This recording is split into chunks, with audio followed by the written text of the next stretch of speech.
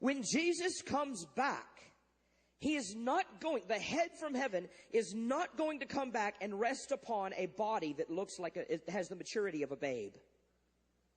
He is not going to come back and rest upon a body that has the maturity of a teenager. It says that we all will grow up into Him who is the head.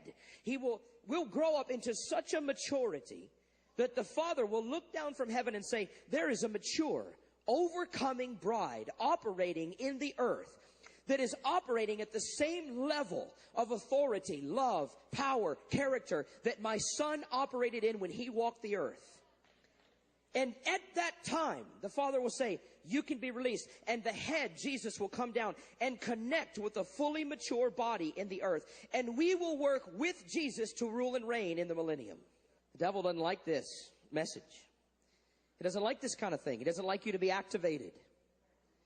We are to rule, reign, govern, expand, advance, and establish the government of God on the earth.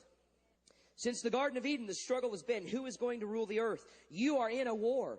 You do understand that this is about world domination. Jesus intends to take over the world. He does. He intends and will take over the world. And the phase that we're in, our responsibility right now is to grow and mature in a place of preparatory dominion. Does that mean we're going to take over governments and things like that right now? No. That doesn't mean we can't have influence. That doesn't mean that we're not supposed to have people within the church infiltrating the top levels of these, you've heard of the mountains, the 7 mountains of the influencers of culture. And God has us in this place of preparatory dominion, getting us into places of influence, because when Jesus comes back and sets His foot down, every government will be overthrown. You are in a war. You do understand that this is about world domination. Jesus intends to take over the world. He does. He intends and will take over the world. And the phase that we're in, our responsibility right now is to grow and mature in a place of preparatory dominion. Does that mean we're going to take over governments and things like that right now? No. That doesn't mean we can't have influence. That doesn't mean that we're not supposed to have people within the church infiltrating the top levels of these, you've heard of the mountains, the 7 mountains of the influencers of culture. And God has us in this place of preparatory dominion, getting us into places of influence, because when Jesus comes back and sets His foot down, every government will be overthrown.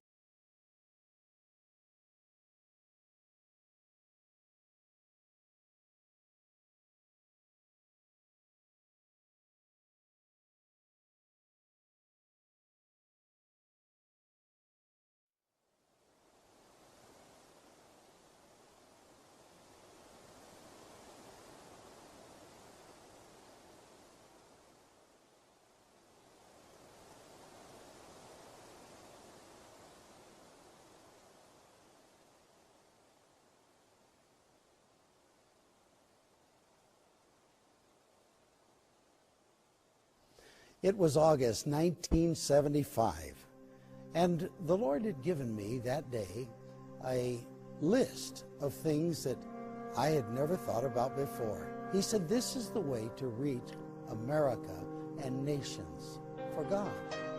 In every city of the world, an unseen battle rages for dominion over God's creation and the souls of people. This battle is fought on 7 strategic fronts, looming like mountains over the culture to shape and influence its destiny. Over the years, the church slowly retreated from its place of influence on these mountains, leaving a void now filled with darkness. When we lose our influence, we lose the culture. And when we lose the culture, we fail to advance the kingdom of God. And now, a generation stands in desperate need. It's time to fight for them and take back these mountains of influence. The mountain of government, where evil is either restrained or endorsed. The mountain of education, where truths or lies about God and His creation are taught. The mountain of media, where information is interpreted through the lens of good or evil. The mountain of arts and entertainment, where values and virtue are celebrated or distorted. The mountain of religion, where people worship God in spirit and truth, or settle for a religious ritual. The mountain of family, where either the blessing or a curse is passed on to successive generations. And the one mountain they all depend on, the mountain that fuels and funds all the other mountains. The mountain of business, where people build for the glory of God or the glory of man, where resources are consecrated for the kingdom of God or captured for the powers of darkness.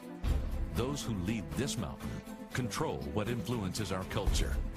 The last 50 years, we've seen the most rapid moral decline in history. The culture we inherited from our forefathers is disintegrating before our eyes. What kind of world are we leaving for our children and grandchildren? As long as the business mountain is held by enemies of the gospel, funding for the other mountains will always be constrained, and any efforts to advance the kingdom of God will be hindered. Imagine God's people reclaiming their cities and government, in the arts and entertainment, in the media, in education, in the family, in religious influence, but only limited by their imagination and not by a lack of finances.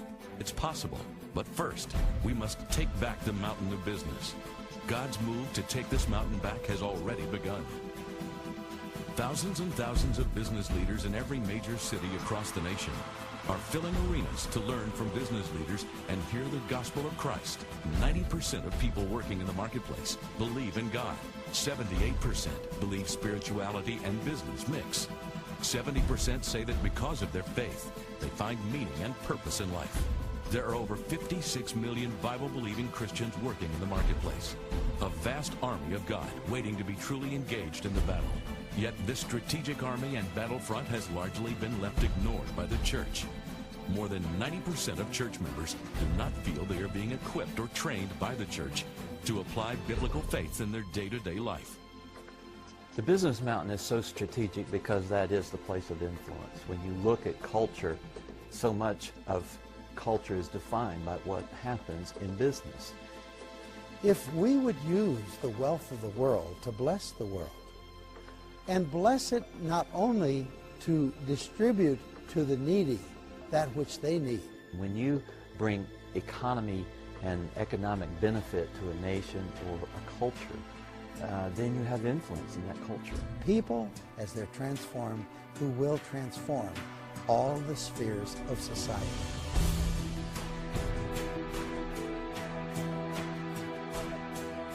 It is time to reclaim the 7 mountains and bring the life of God back into our culture.